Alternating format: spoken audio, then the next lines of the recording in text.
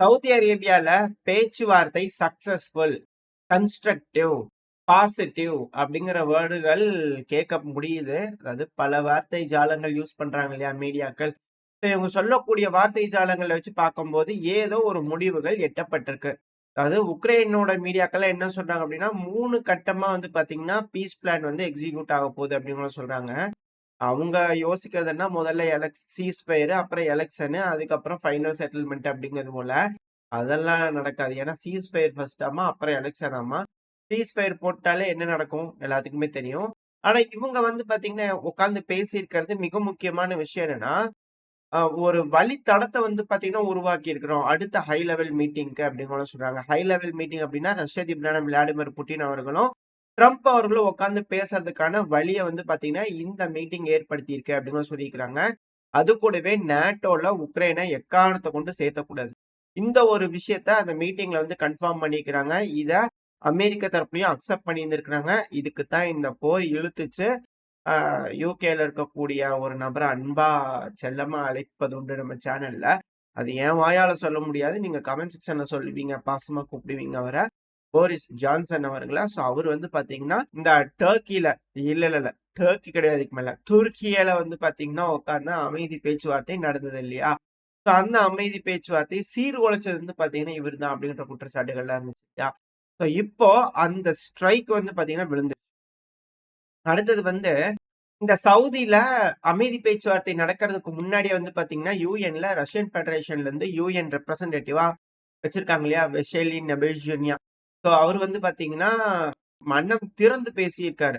அதாவது இந்த பிரச்சனை ஆரம்பிச்சதுக்கான மிக முக்கிய காரணமே அ உக்ரைன்ல ஆட்சி கவிழ்ப்பு பண்ணது. ஆட்சி கவிழ்ப்பு பண்ணதுக்கு அப்புறம் வந்து உட்கார்ந்த அரசாங்கம் இந்த மின்ஸ்க் அக்ரீமென்ட்ட ஏன்னு கூட கண்டுக்க மாட்டேன். அத மீறுறதே வந்து அது வாடிக்கையா வச்சுக்கிறாங்க. அதனால தான் இந்த பிரச்சனைகள் பெருமளவுல வந்திருக்கு. நேட்டோவோட சேர்றேன்றதுனால தான் இது போல நடந்திருக்குன்னு மனம் திறந்து பேச விட்டுருக்காங்க. இதுக்கு முன்னாடி எல்லாம் வந்து என்னென்ன அட்ராசிட்டிஸ் அதாவது இதுக்குன்னே ஒரு வீடியோ வச்சிருக்கலான்ட்டு இருக்கிறேன்.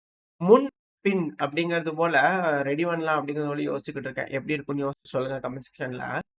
அதாவது இப்ப அவர் பேசியிருக்கிறாரு. அதுல உக்ரைன் ஆஜராயிருக்கிறாங்க. எல்லாரும் இருக்கிறாங்க. முதல்லலாம் ஏகப்பட்ட அப்ஜெக்ஷன் இருக்கும். இந்த கேலி, கிண்டல், நக்கல், நையாண்டின்னு ஏகப்பட்ட விஷயங்கள் இருக்கும். பேசவே விடமாட்டாங்க. கருப்பு காட்டுறது, எந்திரிச்சு போறன்னு ஏகப்பட்ட விஷயங்கள். ஆனா இப்போ பெருமளவுல மனமாற்றங்கள் தெரிஞ்சிருக்கு அப்படிங்கிறத புரிஞ்சுக்க முடியுது.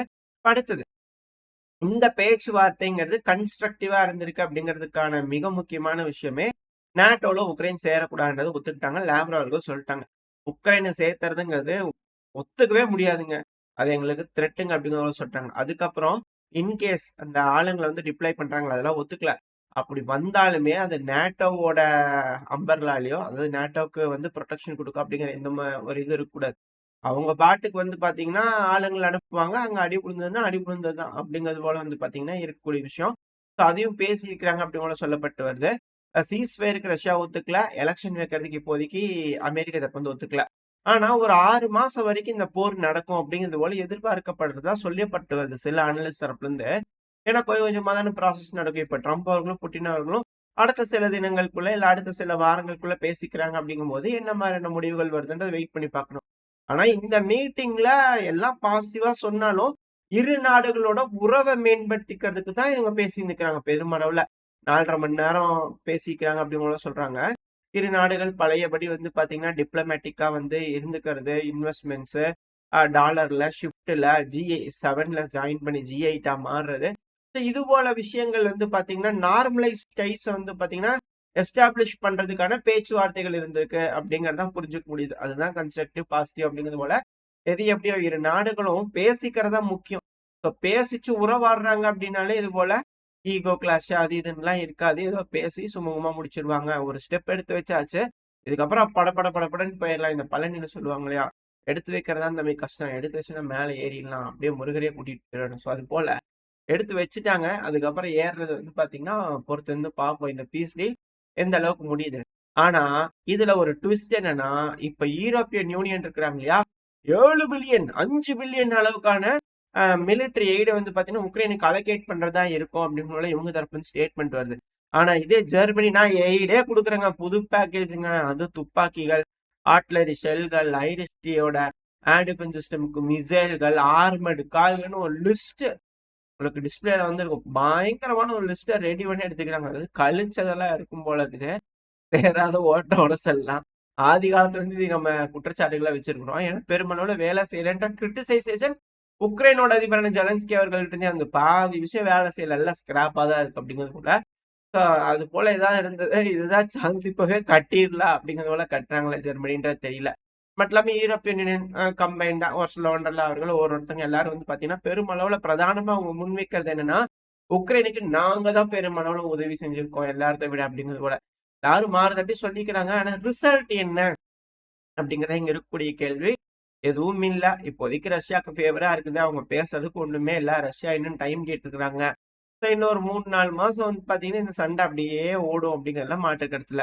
அது மட்டும் இல்லாம பெருமளவுல களத்துல வந்து பாத்தீங்கன்னா உக்ரைனோட வீரர்கள் சரணடைஞ்சிருக்காங்க. நான் ஒரு பாயிண்ட ஃப்ரீஸ் பண்ணி காட்டுறேன். அந்த வீடியோ ப்ளே பண்ண முடியாது. மேபி டெலகிராம் சேனல்ல ஷேர் பண்ணிடுறேன். நீங்க அதுல பாருங்க. இன்கேஸ் நல்லா அப்லோட் பண்ண முடிஞ்சுன்னா. ரொம்ப பெரிய வீடியோ அந்த ஒரு காரணத்தினால. அது மட்டும் இல்லாம உக்ரைனோட அதிபரான ஜெலன்ஸ்கி அவர்கள் இப்ப துருக்கியேல இருக்காரு இல்லையா? துருக்கியே. அந்த துருக்கியேல வந்து பாத்தீங்கன்னா ஜெலன்ஸ்கி அவர்கள் வந்து எர்டகன் அவர்களை பார்த்து பேசிக்கிறாரு. செக்யூரிட்டி கேரண்டிங்கிறது யூரோப்பு, யுஎஸ், துருக்கிய எல்லாம் சேர்ந்து எங்களுக்கு தரணுங்க அப்படிங்கலாம் கேட்டிருக்காங்க. இதுல பல்ட்டி அடிச்சுக்கிறாரு எர்டகன் அவர்கள். அதாவது உங்களோட டெரிட்டரியை நான் வந்து அங்கீகாரம் பண்றேன் அப்படிங்கிற சொல்லியிருக்காரு. இப்படி கிரீமியாவும் சேர்த்து, ஆமா கிரீமியாவும் சேர்த்து இவர் அங்கீகாரம் பண்ணியிருந்தாரு. அதாவது இப்ப என்னன்னா பேச்சுவார்த்தைன்னு ஒண்ணு நடக்குது. என்னைய சேர்த்தாம நீங்க பேச்சுவார்த்தை பண்ணிட்டீங்களா? அதனால நான் சவுதிக்கே வரமாட்டேன் அப்படிங்கும்போது என் தலைவருக்கு பாத்தீங்களா எந்த அளவுக்கு வீராப்பு இருக்கு. இதுக்கப்புறம் சவுதிக்கு போக மாட்டீங்க இல்லையா? இது மேல பேச்சுவார்த்தையில ஈடுபட மாட்டீங்க. அதாவது ரஷ்யாவுக்கு ஃபேவரா இருக்கிற மாதிரி தெரிஞ்ச உடனே இவங்க போறாங்க. அதாவது பேரியர் சாங்ஷன், அந்த சாங்ஷனை உடைக்க போறாங்க.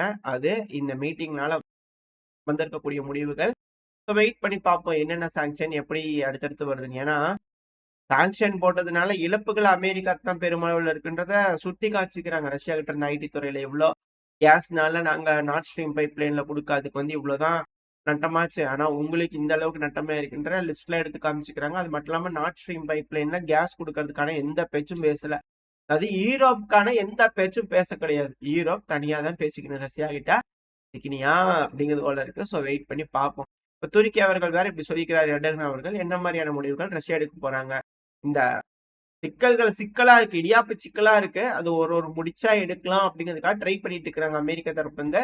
அவங்களது மட்டும் எடுத்துட்டு ஓடிடலாம் அப்படிங்கிற பாக்குறாங்களா என்னமோ தெரியல. சரி, ஓகே. இது போல பேச்சுவார்த்தைகள் பெருமளவுல ஃபேவரா நடக்குது. களத்துல சண்டை நடந்துட்டு இருக்கு. பக்ரோஸ் பையில வந்து பாத்தீங்கன்னா ஒரு நாள்ல மட்டுமே 138 தடவை சண்டைகள் நடந்திருக்கு. இதுல 55 தடவை வந்து பாத்தீங்கன்னா பக்ரோஸ் பையில அப்படிங்கிறாங்க. இன்டென்சிட்டி அதிகமா தான் இருக்கு. எந்த ஒரு குறைச்சலும் இல்ல. அது கூடவே வந்து பாத்தீங்கன்னா கிரிப்டோகிராடு, ஜாப்ரோஷியான்னு ஒரு பயங்கர பெரிய ட்ரோன் தாக்குதல் வந்து பாத்தீங்கன்னா ரஷ்யா உக்ரைன் மேல நடத்திக்கிறாங்க. 170க்கும் மேற்பட்ட ட்ரோன்களை ரஷ்ய தரப்பு வந்து பயன்படுத்திக்கிறா உக்ரைன் தரப்பு வந்து கிளைம் பண்ணிக்கிறாங்க. மேசிவான ஸ்ட்ரைக் உக்ரைனோட கேபிட்டலான கீவ்ல எல்லாம் ஸ்ட்ரைக் நடந்திருக்குன்னு பல இடங்கள் கெர்சன் பகுதி எல்லா பகுதியிலையும் சவட்டமேனி கடிச்சிருக்கிறாங்க ஸ்ட்ரைக்ஸ அப்படிங்கிறது போல பல செய்திகள் வந்து பாத்தீங்கன்னா உக்ரைனோட மீடியாக்கள் தரப்புல இருந்து வந்துகிட்டு இருக்கு. தாக்குதலோட வீரியம் குறையில. ஜெலன்ஸ்கி அவர்களோட மனமாற்றம் ஒன்றும் பெருமளவுல இல்ல. ஆனா அமெரிக்காவும் ரஷ்யாவும் மட்டும் இணைஞ்சிருக்கிறாங்க. 2வது அமெரிக்காவோட ஒரு செனட் லிண்ட்சே கிரஹாம் அவர்கள் அவரோட மனம் வேற மாதிரி மாறிட்டு இருக்குது. போய் ஈரானா அடிங்கப்பா அப்படிங்கிறது போல அவர் தரப்புல இருந்து வந்து பாத்தீங்கன்னா ஸ்டேட்மெண்ட்ஸ் எல்லாம் வர ஆரம்பிச்சிருக்கு. போய் அட்டிங்க அப்படிங்கிறது போல. அதாவது இவருதான் வந்து ரஷ்யர்களை ஒருங்கிணைச்சதுக்கான மிக முக்கியமான நபரே இவருதான் அப்படிங்கிறது போல நம்ம சேனல்ல தொடர்ந்து சொல்லிக்கிட்டு இருக்கோம். அதுக்கான உதாரணம் ரஷ்யன்ஸ் ஆர் டையிங் அப்படின்னு ஒரு வேர்டு வரும். அது வந்து சொல்லல, எடிட் பண்ணிட்டாங்கன்னு இவங்க கிளைம் பண்றாங்க. பட் ஆனா அதுக்கு அடுத்ததே வந்து பாத்தீங்கன்னா the best investment America mat அப்படிங்கறது வந்து பாத்தீங்கன்னா இவர் சொல்லியிருப்பாரு. அது மட்டும் இல்லாம சமீபத்துல முடிச்சு செக்யூரிட்டி கான்பரன்ஸ்ல கூட வந்து பார்த்தா நல்லா வாழைப்பழமாட்ட பேசியிருந்தாருன்னு சொல்லியிருந்தோம் இல்லையா?